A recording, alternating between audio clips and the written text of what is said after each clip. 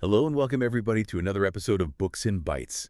Today we're diving deep into Niall Ferguson's The Great Degeneration. Oh, yeah. I love that book. Have you read it recently? I haven't in a while, but it really stuck with me. It's one of those books that just kind of sticks with you. Yeah. It's that, And I think it's even more relevant now, than when it first came out. well, especially now, yeah. I mean, he really digs into that feeling that things are getting more, more complex, less efficient, Hmm. even a little broken. And he's really focusing on how Western institutions, Yeah. our democracies, legal systems, even just our communities, Yeah. they're showing all these signs of decay. Yeah, he's No. got that powerful argument. What does that mean for all of us? It's really connecting that decline to some of the biggest challenges we're facing today, like rising inequality, political polarization, that sense that the future just might not be as bright as the past. Totally. He lays out these four key areas where he sees this degeneration happening. Representative government, Mm-hmm. the rule of law, civil society, Mm-hmm. and the education system. And he argues that in each of these areas, we've moved away from the principles that made these institutions, strong and effective in the first place. Yeah, and I think one of his most compelling arguments is how these four areas are all interconnected. Like Well- when you have a decline in civil society, those voluntary associations that bring people together, you end up with this weaker sense of civic duty, Yeah. right? And then that undermines how effective your representative government can be. Totally.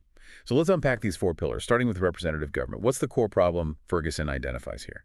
So he argues that we've moved from a system of limited government, where individual liberty was like the most important thing, Right. to a system where the state has become way more powerful and intrusive. Okay. And he's saying this has led to a decline in accountability and this rise in bureaucracy and inefficiency. He uses some pretty vivid historical examples Yeah. to illustrate this, like the explosive growth of the U.S. federal bureaucracy. Oh, yeah, exactly. He shows how the number of federal employees has just ballooned over the past century, even as the U.S. population has grown at a much slower rate. Yeah. And to him, that's a symptom of this broader trend, the tendency of governments to overreach and to try to do too much.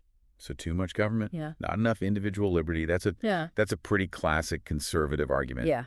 He doesn't stop there. He goes on to argue that this decline in representative government is actually linked to the decline of the rule of law. Absolutely. And this is where it gets really interesting. Yeah. He's arguing that as the state has become more powerful, it's also become less accountable to the law.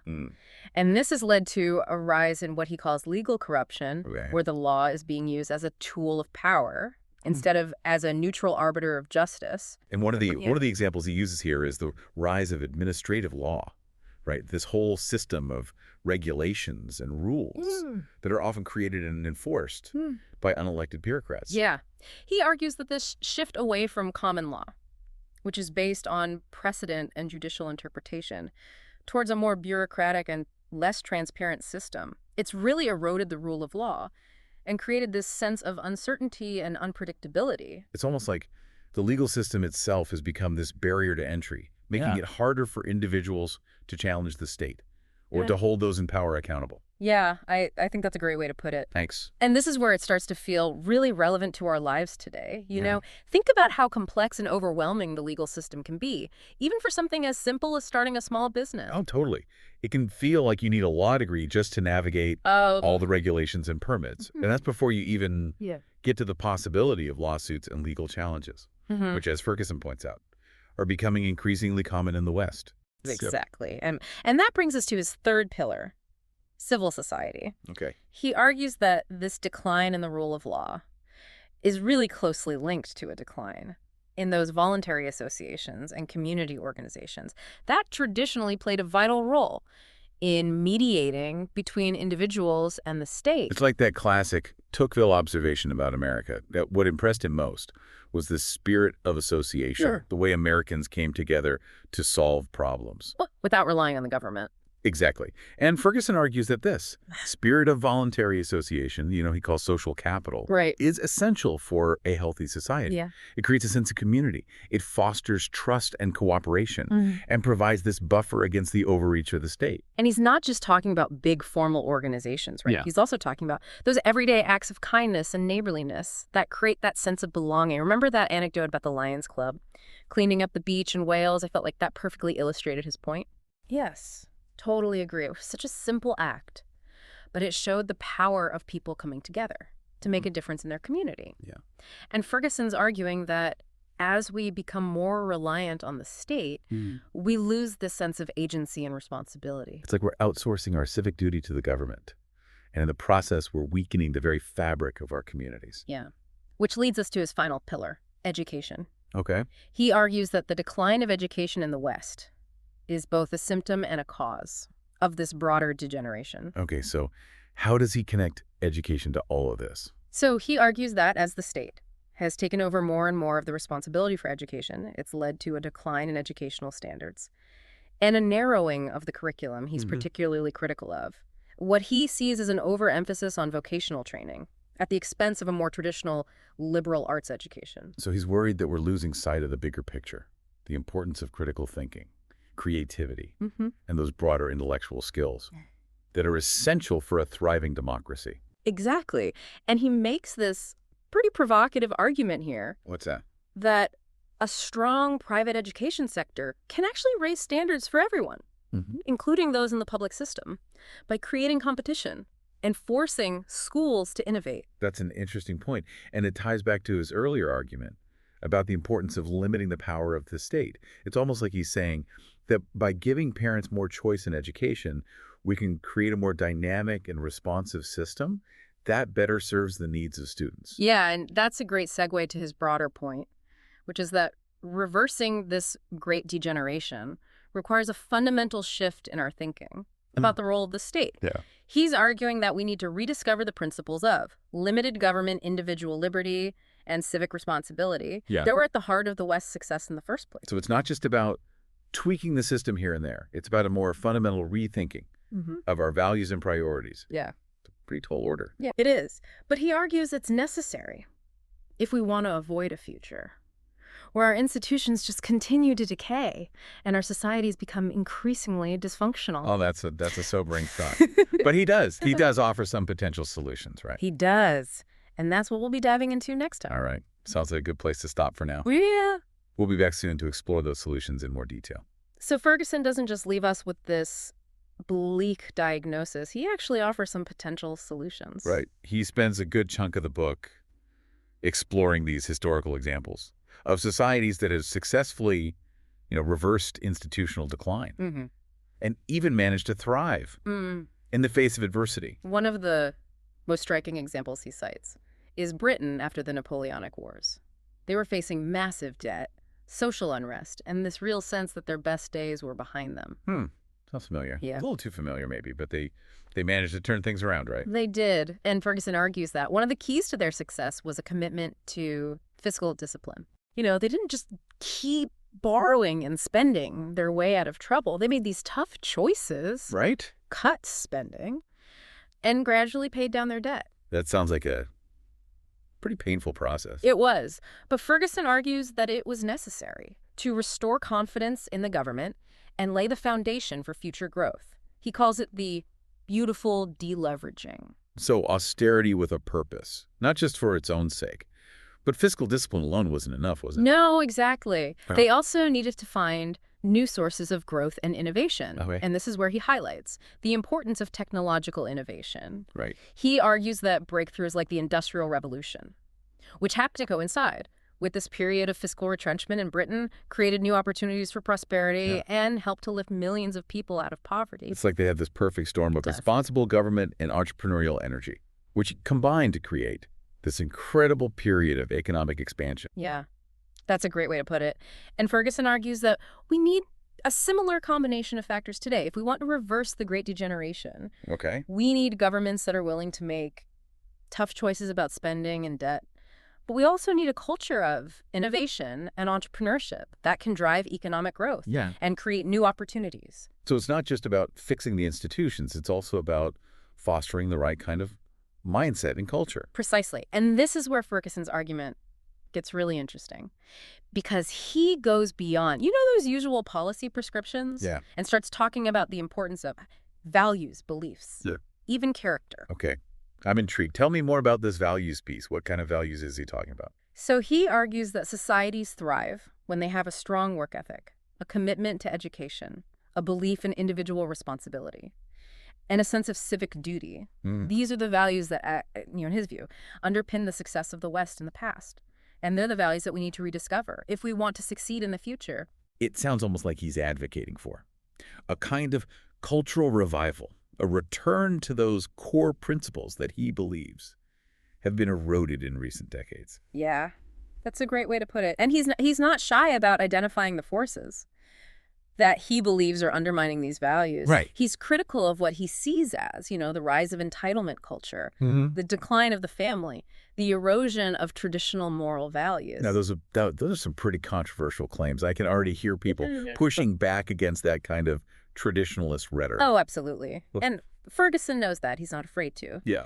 Court controversy. But his point is that if you can't just ignore these cultural trends, if we're serious about addressing the deeper problems facing the West, we need to have an honest conversation about the values that we want to, guide our societies. So it's not just about economics and institutions. It's also about the moral and cultural foundations of a healthy society. Exactly. And this is where Ferguson's work really stands out, I think. He's not just offering a set of policy prescriptions.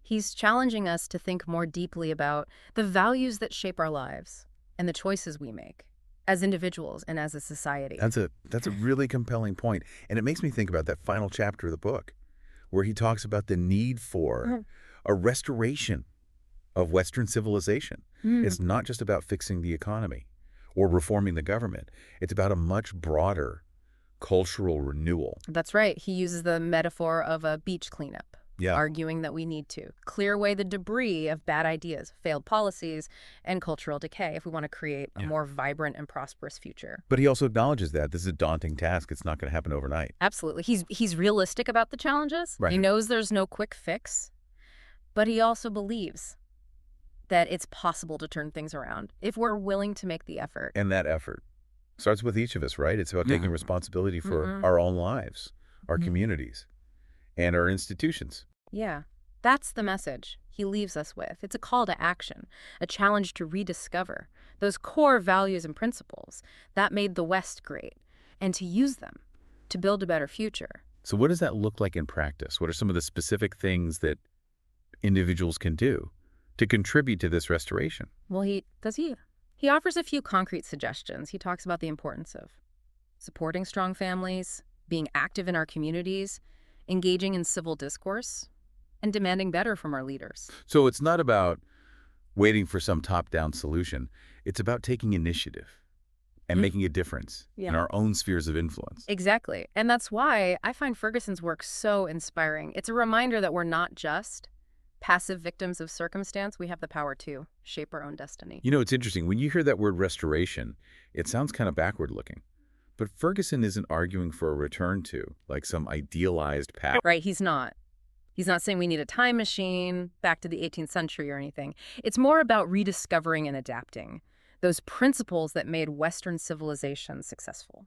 Things like individual liberty, the rule of law, a vibrant civil society. But it's more about taking those core principles and applying them to the challenges we face today. Exactly. Kind of like taking the best of the past. Yeah. And using it to build a better future. Yeah.